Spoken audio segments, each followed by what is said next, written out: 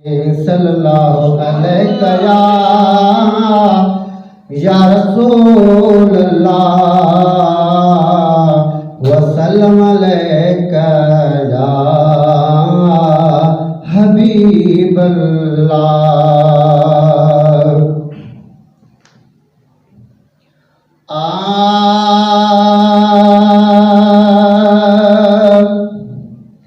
बिनवनी ब्या दरपिन पर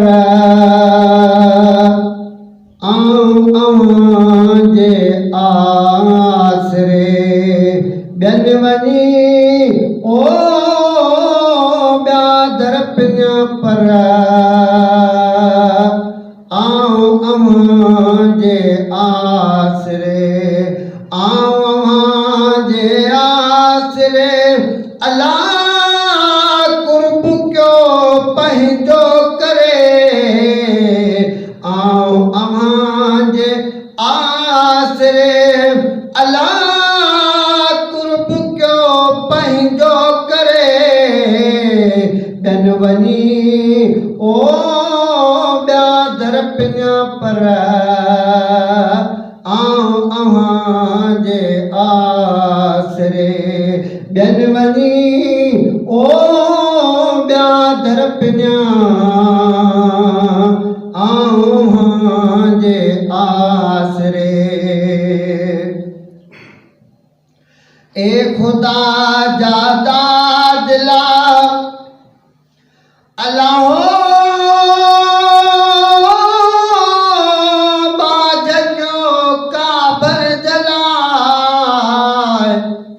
ए खुदा जादा दिला सोहना बाज क्यों काबर जला दस भला काॾे वञा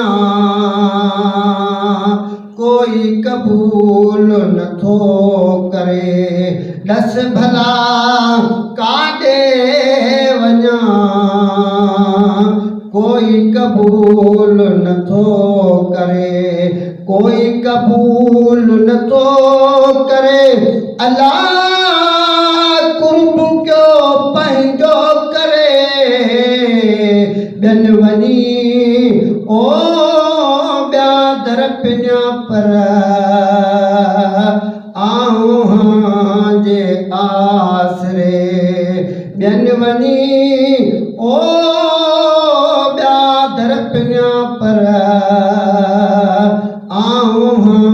जे आसरे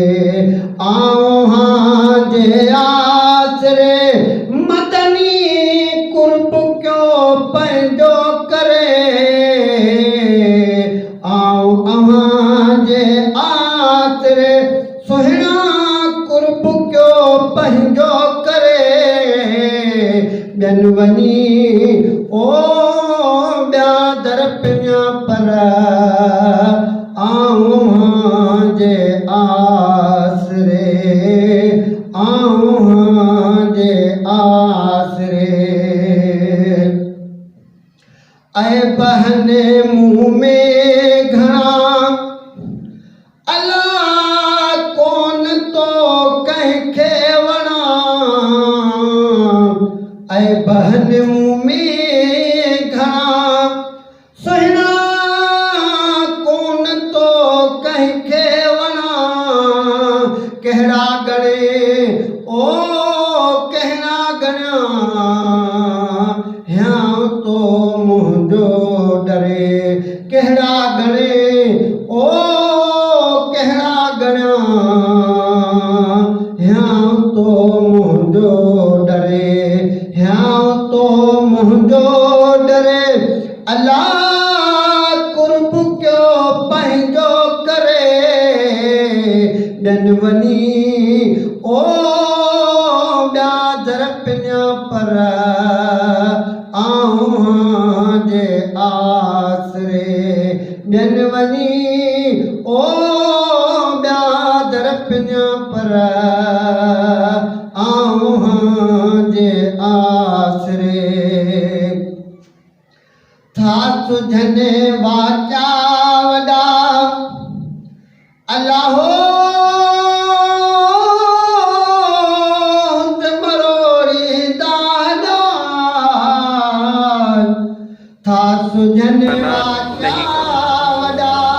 खाने का एक जगह, और ये रोज़ यहाँ पे आते हैं, रोज़ सारा दिन यहीं पे आके खाना खाते हैं। सुभान आप लोग देख सकते हैं मस्जिद नबी सल्लल्लाहु अलैहि वसल्लम, हुज़ूर पाक सल्लल्लाहु अलैहि वसल्लम का रोज़ा मुबारक।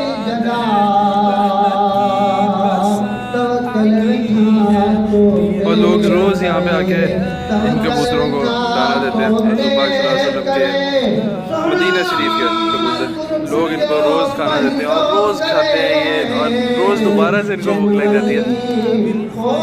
बहुत मज़े का मंजर है। और यहाँ पे इस टाइम गर्मी भी है, लेकिन इतनी प्यारी हवा चल रही है कि बिल्कुल महसूस नहीं हो रहा, ज़रा सा भी पसीना नहीं आ रहा। बहुत मज़े का मंजर है।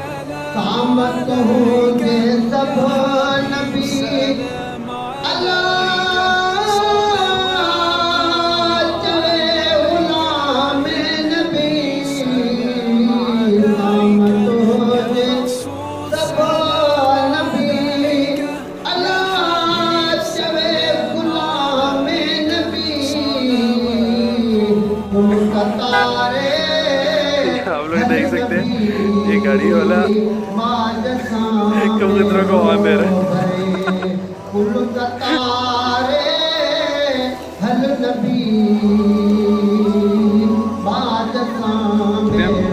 अभी अभी नमाज ख़त्म हुई है और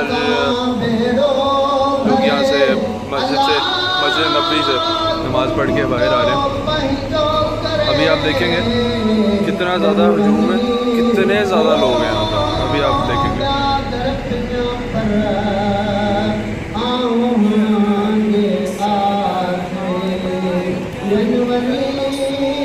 यहाँ पे करीब 5 मिनट जो है ना, लोग सिर्फ अपने घरों में, अपने होटल्स में, अपने कामों पे जा रहे हैं। सिर्फ मस्जिद से 5 मिनट लोग निकलते ही रहते हैं।